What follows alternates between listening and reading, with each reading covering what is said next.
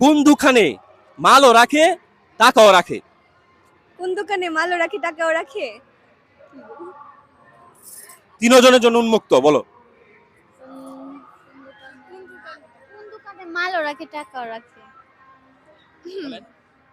কোন সেলুন? জানি না। 100% শিওর হইতে হইব, যেটাই বলেন 100% শিওর হইতে হবে। মুদির দোকান।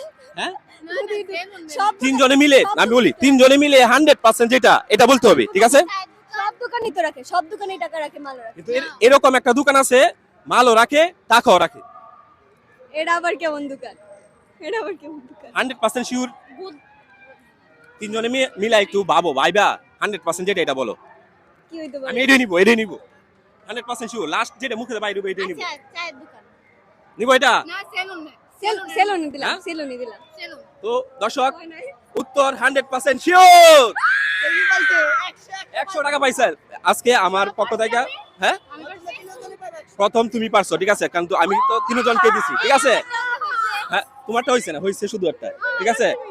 মানে সেলুনে মালও রাখে টাকাও রাখে, চুলও রাখে, আবার চুল কাটার পরে টাকাও রাখে, ঠিক আছে। হ্যাঁ।